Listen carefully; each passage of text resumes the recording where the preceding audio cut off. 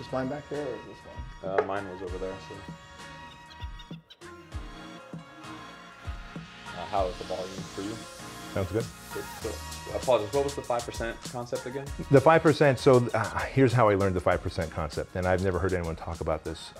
When I had my first employee, we were working out of my guest bedroom at the tiny little house that we used to own here, and I sold my coaching program for $2,500 a year is what it cost. It was like dirt cheap. Today it's $50,000 a year, but it was $2,500 a year. I sent out an email and said, call this number and we'll talk on the phone. If we're a good fit, you pay $2,500, I coach you in your fitness business for a year.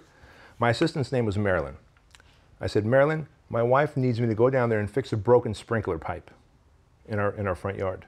And I'm pretty handy. So I went down there, but I'd already sent out that email. I said, you've heard me close these sales a lot. When someone calls, pick up the phone, you got this girl, close it. Close the $2,500 sale, and then tell them that tomorrow I'll be on the phone with them coaching. So I've got mud up to here and I'm working on the pipe. Marilyn comes down, she goes, hey man, this guy's giving me all these objections. I don't know how to get over these objections. Can you come up? I go, Marilyn, look at me, I'm a mess. I'm a mess. You got this, I believe in you. She went up there, she lost a sale, because that's not in her zone of genius. She's my assistant. She's supposed to just air traffic control leads and clients, etc., not do the closing. So I did something that was outside of my zone of genius. I fixed a sprinkler and I lost $2,500 when I could have paid someone 20 bucks to do that. So if 8 hours a day, I'm working on my 5% and you're also trying to do your 5% and clean the toilets and put away the barbells, and within a year, I'm going to be miles ahead of you. And that's really it. I heard Warren Buffett say one time that the most important thing to consider when making an investment was opportunity cost. What else could I do with that money? Yes. And that applies in this case too, because you're investing your time.